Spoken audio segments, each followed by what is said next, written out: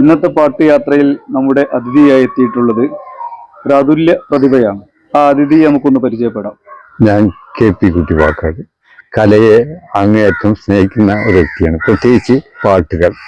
എൻ്റെ വരികൾ പ്രശസ്തരായ പല ഗായകന്മാരെ കൊണ്ടും പാടിക്കാൻ സാധിച്ചു എന്നുള്ളത് ഒരു സത്യമാണ്. അതെല്ലാം തന്നെ ഒരു നിമിത്തത്തിൽ എനിക്ക് വന്നു ചേർന്ന സൗഭാഗ്യമാണ്.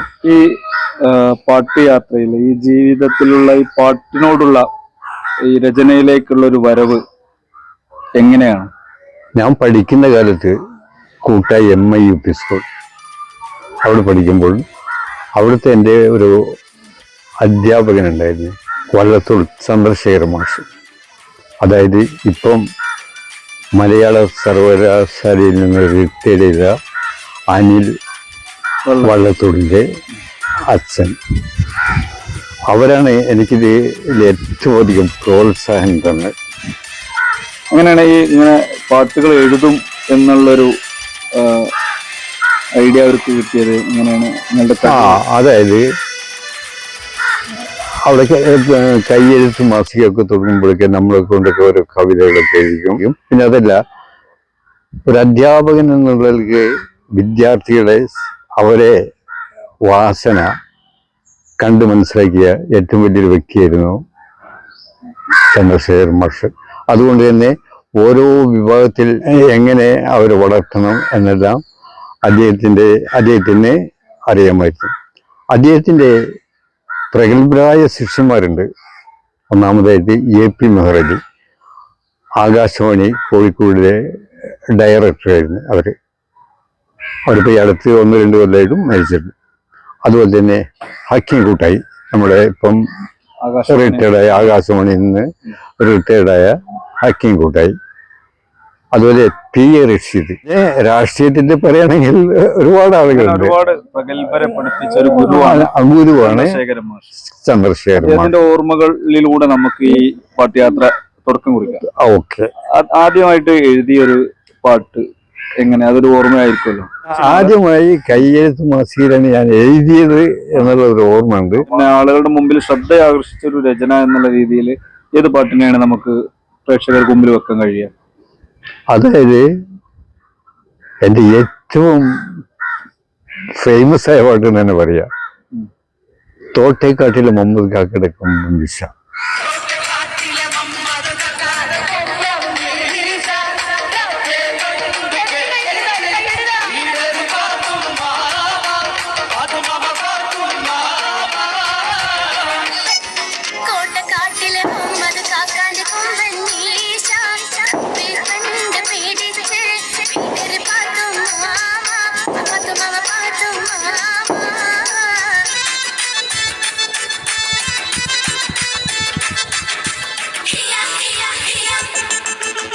കോട്ടക്കാട്ടിലെ മമ്മദ് കാക്കാന്റെ കൊമ്പം മീശ, റബ്ബെ കണ്ടു പേടിച്ച് ലീഡർ പാത്തും മാമ, പാത്തും മാമ പാത്തും മാമ.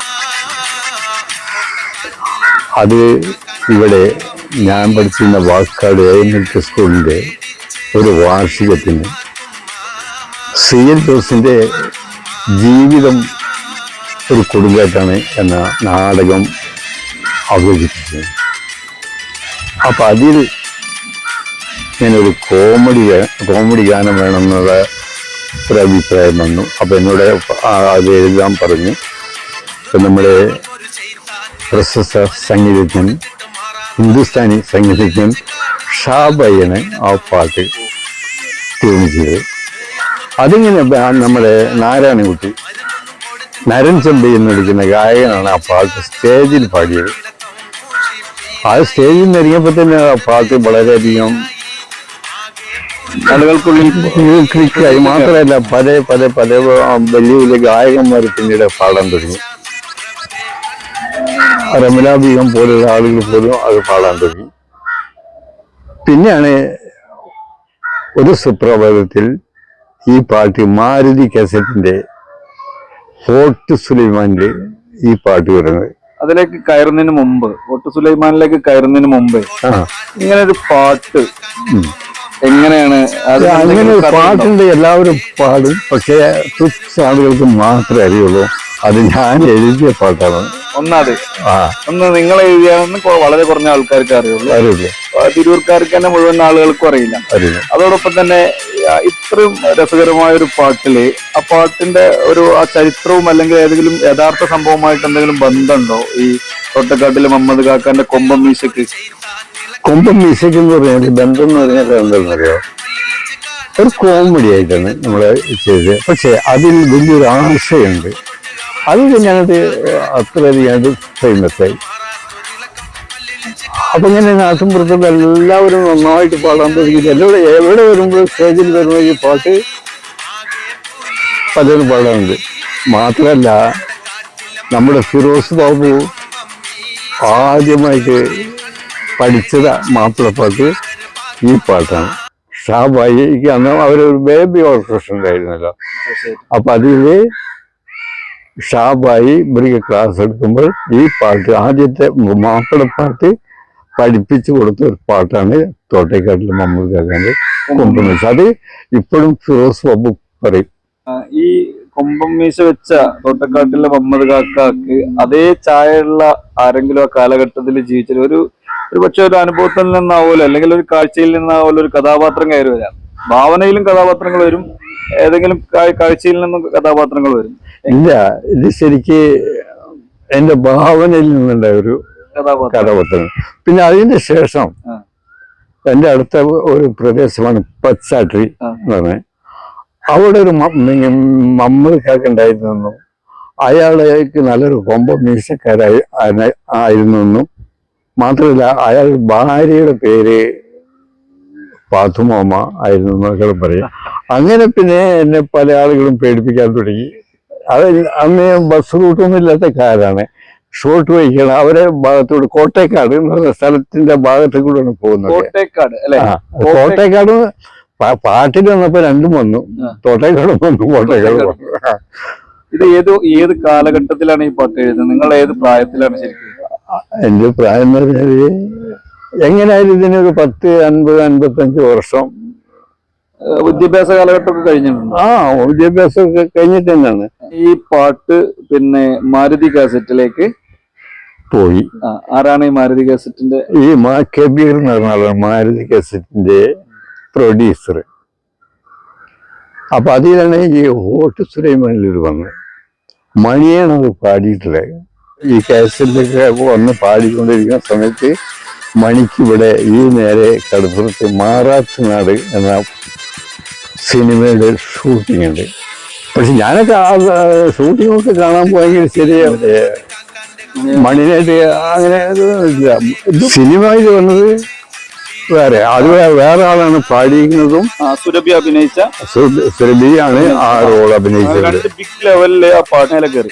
എഴുത്തുകാരനെപ്പോഴും പേര് കൊടുക്കാൻ, മറ്റുള്ളവര് എഴുത്തുകാരന്റെ പേര് കൊടുക്കാൻ മറന്നു പോകുന്നു എന്നുള്ളത് വലിയൊരു സങ്കട കഥയാണ്. പല ആളുകളുടെയും പാട്ടുകള് അവരുടെ പേരുകളല്ലാതെ രേഖപ്പെടുത്തുകയും അങ്ങനെ ഒരുപാട് പാട്ടുകൾ, ഒരുപക്ഷെ നിങ്ങൾക്കും അനുഭവം ഉണ്ടാവും അത്തരം കാര്യങ്ങളിൽ.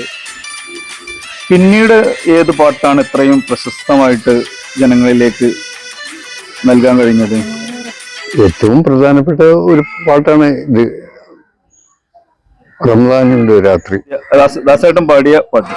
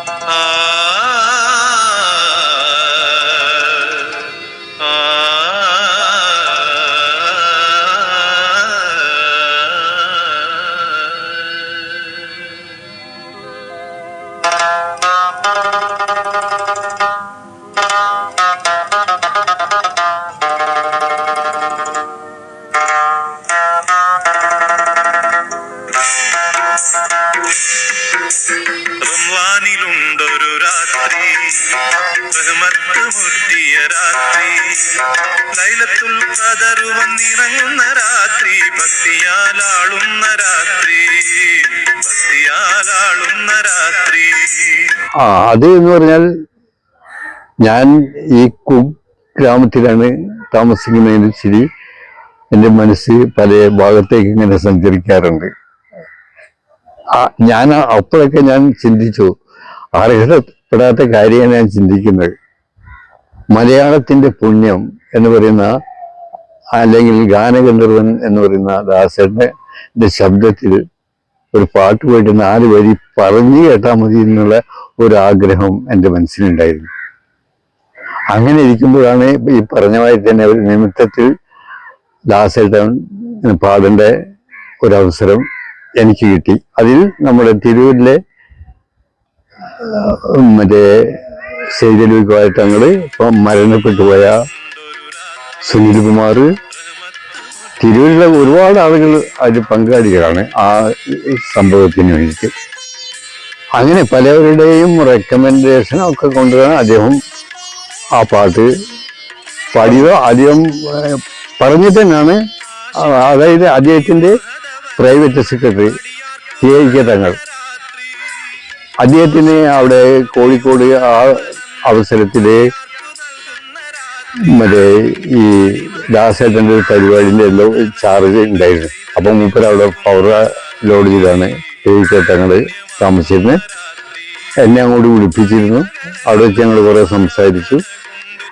അപ്പോൾ സംസാരിച്ചിരിക്കുമ്പോൾ എന്നോട് പറഞ്ഞു, ദാസേട്ടന് 8:30 വരാമെന്ന് പറഞ്ഞിട്ടുണ്ട്, അപ്പം നമുക്ക് നേരിട്ട് തന്നെ സംസാരിക്കാം. 8:00 ദാസേട്ടൻ്റെ ഫോണ് വന്നു തങ്ങൾക്ക്. അപ്പം അതിൽ പറയുന്ന കാര്യങ്ങൾ ഏകദേശം നമുക്കിങ്ങനെ ഊഹിക്കാം, ഇന്ന കാര്യമാണ് പറയുന്നത്. അപ്പം പറഞ്ഞ കാര്യം എന്ന് പറഞ്ഞാൽ ഇന്ന് വരാൻ പറ്റില്ല തങ്ങളെ, ഞാൻ അടുത്ത് ഇന്ന് വരേണ്ട കാര്യം പറയാം എന്നുള്ളതാണ് പറഞ്ഞത് തങ്ങൾ. അപ്പോൾ എനിക്ക് ഒരു മാനസികമായൊരു വിഷമം തോന്നിയപ്പോൾ തങ്ങൾ എന്നോട് പറഞ്ഞ്, കുട്ടിക്കാ നിങ്ങൾ വിഷമിക്കൊന്നും വേണ്ട, നിങ്ങൾ കാര്യം ചെയ്യും. ഇപ്പോൾ ഫസ്റ്റിൽ ഒരു പാട്ട് തീർച്ചയായും മൈലാഞ്ചി പാട്ടുകൾ ഇടുന്നുണ്ട്, അതിലൊരു പാട്ട് തീർച്ചയായിട്ടും നിങ്ങളത് ഇടും. അത് ഞാൻ ആശയം പറഞ്ഞുതരാം. റംസാനെ പറ്റിയാണ് നിങ്ങൾ എഴുതേണ്ടത്. റംസാനിലുണ്ടൊരു രാത്രി റഹ്മത്ത് മുട്ടിയ രാത്രി ലൈലത്തുൽ ഖദർ വന്നിറങ്ങുന്ന രാത്രി ഭക്തിയാലാളുന്ന രാത്രി ഭക്തിയാലാളുന്ന രാത്രി. റംസാനിലുണ്ടൊരു രാത്രി റഹ്മത്ത് മുട്ടിയ രാത്രി ലൈലത്തുൽ ഖദർ വന്നിറങ്ങുന്ന രാത്രി ഭക്തിയാലാളുന്ന രാത്രി ഭക്തിയാലാളുന്ന രാത്രി. റംസാനിലുണ്ടൊരു രാത്രി റഹ്മത്ത് മുട്ടിയ രാത്രി.